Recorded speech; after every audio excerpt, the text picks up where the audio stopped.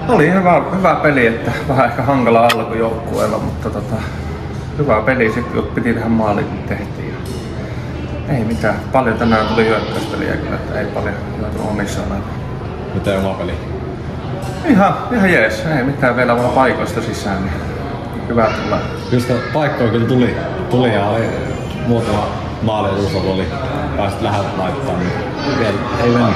Joo, nyt jää vähän, että näissä viime peleissä ihan hyvin mennyttiin. Tänään jää pikkusen piippuun, mutta ei se, välillä se on tämmöstä.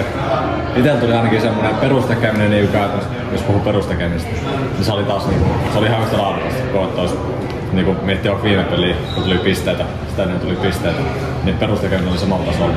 Mut sit pisteet vaan ne joko tulee siinä mukana tai sit joskus ei aina niitä ei tule. Joo, ja siis mun mielestä just, että sen saa ton tekemisen sille tasolle, että sitten pisteet tulee, että se on iso asia melkein tämmössä niinku ehkä ammattilaiskiekkuilussa, että saat sen tekemisen tason niin joka ilta semmoiseksi laadukkaaksi ja hyväksi, että pystyy olla sit luotettava pelaaja sitä kautta.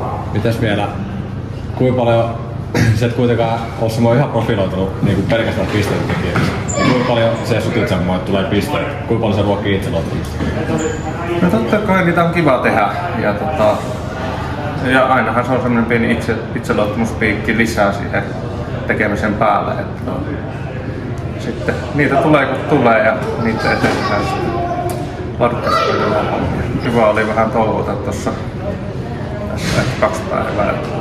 Vielä olisi yksi peli ensi lauantaina ja sitten lähdetään hillitetään jouluviettoa.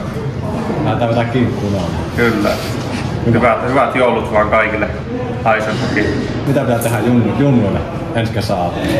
Joo, sinne vaan kaikki osallistumaan. Että, niin, kiva on jos nähdä, jos siellä olisi paljon niin junnuja touhuissa.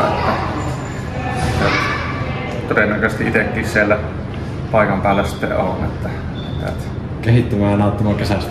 Kyllä, ei mitään. Kovasti töitä vaan kaikille junnu kiekkoilijoille. Yes. Kiitos, että päästiin mukaan. Mieli ja keho kärsinyt vaurio, ne on raunio, sitä audio. Se mulle nautintoa.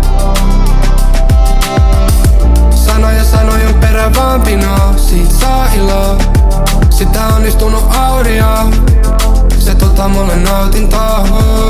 Mieli ja keho kärsinyt vaurio, ne on raunio, sitä audio. Se mulle nautintoa. Sanojen perä vaan pino, siitä saa iloa. Sitä onnistunut audio. Se mulle nautintoa. Alkuperäistä mä suostun tehdä kopioa, kun siinä ei olis oman jälkeen. Oma kykypäivä